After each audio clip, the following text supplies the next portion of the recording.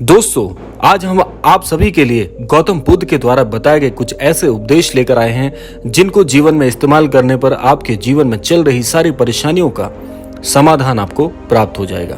तो आइए बढ़ते हैं आज के अद्भुत क्रमांक की ओर। दोस्तों, गौतम बुद्ध कहते हैं कि स्वयं के मन को शांत करने पर समस्त बाधाओं का समाधान निकल आता है। इसके कहने का आशय यही है कि जीवन में जब हम बहुत ज्यादा गुस्से में होते हैं, चिड़चिड़ापन मन में चल रहा होता है, तो उस समय हमारी परेशानियां हमें और भी बड़ी नजर आ जाती हैं। जबकि समझदार व्यक्ति क्या करते हैं कि जीवन में चल रही बाधाओं में अपने मन को शांत कर लेते हैं, जिससे कि उस परेशानी का कद छोटा नजर आने लगता है और छोटे परेशानियों का समाधान निकालना बड़ा आसान हो जाता है।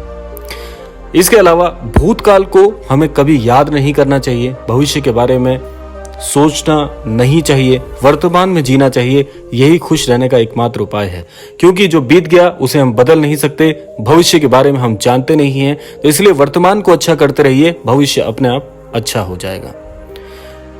इसके अलावा दोस्तों, मंजिल तक पहुंचना भी जरूरी है, पर इससे भी जरूरी है कि यात्रा अच्छे से हो। बहुत बड़ी बात है कि हर इंसान की कोई ना कोई मंजिल होती है और इंसान अपनी मंजिल को प्राप्त करने के लिए जीवन भर प्रयास करता रहता है। लेकिन यदि यह प्रयास जीवन में शांत मन से और सरलता से, सुगमता के साथ हो जाए, तो आपकी मंजिल आपको बहुत शीघ्र मिल जाती है। मंजिल ढूंढने में, पहचानने में बहुत ज्यादा समय नहीं लगता। आपको कभी भी नहीं देखना चाहिए कि क्या किया जा चुका है, आपको हमेशा यह देखना चाहिए कि क्या किया जाना बाकी है। ये बात भी बहुत रेखांकित करने योग्य है। हमें यह कभी भी नहीं देखना चाहिए कि हमने क्या कर लिया है, सदैव ये देखना चाहिए कि जो कर चुके हैं उससे बेहतर अभी क्या करना बचा हुआ है। तो जब आप ऐसा दृष्टिकोण अपनाते हैं तो जीवन में कभी भी आपका कोई भी कदम गलत राह पर नहीं चलेगा।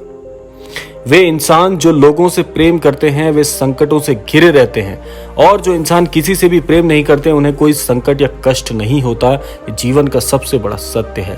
तो यह सुनिश्चित आपको करना है कि आपके जीवन में भी आपसे प्यार करने वाले लोगों की संख्या ज्यादा होनी चाहिए, या केवल अकेले और अकेले सिर्फ आप जीवन में आगे बढ़ें, यह आपको तय करना होगा। वहम एक खतरनाक रोग है। वहम लोगों को जुदा कर देता है। यह दो अच्छे मित्रों को बिछड़ने पर मजबूर कर देता है, किसी अच्छे रिश्तेदारी को बर्बाद कर देता है, प्रेम संबंधों में यह अलगाव की स्थिति पैदा कर देता है। देखिए, जो लोग अपने संबंधों से खुश नहीं हैं, तो एक बार अपने मन को टटोलने की जरूरत है। क्या आपको भी शक करने की आदत है? जीवन में यदि यह आदत आपको भी है, तो आप यह भी सुनिश्चित कर लीजिए कि आपके संबंध लोगों से उतने अच्छे नहीं हो पाएंगे। तो इसीलिए शक करने की आदत को जीवन से बाहर निकालिए। जब तक दूसरों पर विश्वास नहीं करेंगे तो आप भी किसी के विश्वास पात्र नहीं बन सकते हैं। शांति मन के भीतर से उत्पन्न होती है, इसको बाहर मत खोजो। बहुत गहरी बात है। शांति का भाव ढूंढने के लिए लोग ना जाने कहां कहां दुर्गम स्थानों में भटकते रहते हैं, लेकिन फिर भी मन में यह भाव नहीं आ पाता कि अब हमारा मन शांत हो गया है। तो वह शांति आपको बाहर मिल ही नहीं सकती है जो कि बाहर विद्यमान ही नहीं है। लोग अंतर मन में तलाशते नहीं हैं, खोजते नहीं हैं, बल्कि शांति का वास आपके अंतर मन में होता है। यदि शांत बैठ के कुछ क्षणों के लिए अपने भीतर झांकोगे तो शांति का अनुभव अवश्य ही आपको प्राप्त हो जाएगा। सत्य की राह पर चलते हुए इंसान केवल दो भूल कर सकता है, या तो पूरा रास्ता तय नहीं कर पाता या शुरुआत ही नहीं कर पाता। इसीलिए सत्य की राह पर चलना मुश्किल तो है, लेकिन असंभव नहीं है। जो लोग सत्य की राह पर चलते हैं उनके दो कदम ना जाने अनेकों कदमों में कब बदल जाते हैं उनको पता ही नहीं चलता। आप अपने क्रोध के लिए सजा नहीं पाओगे, आप अपने क्रोध के कारण सजा पाओगे। यानी कि इसका आशय है, आप अपने क्रोध के लिए सजा कभी नहीं पाओगे। यानी कि आपने जो क्रोध किया है उसके लिए आपको कभी सजा नहीं मिलेगी, लेकिन आप अपने क्रोध के कारण सजा अवश्य पा जाओगे, क्योंकि ये क्रोध केवल और केवल किसी और को नहीं, आपको ही ग्रसित कर लेता है।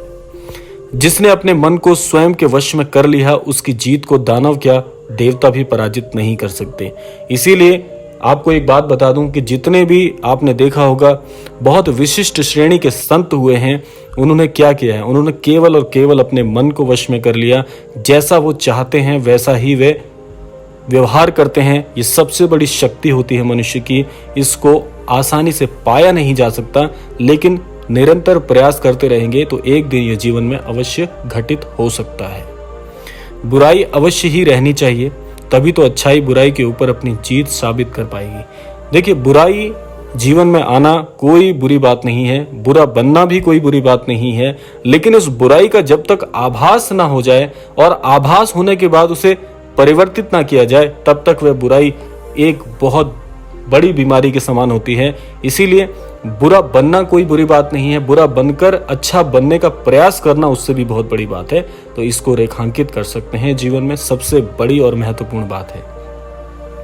शरीर और मन दोनों की सेहत का राज है कि जो बीत गया उसका दुख ना करें।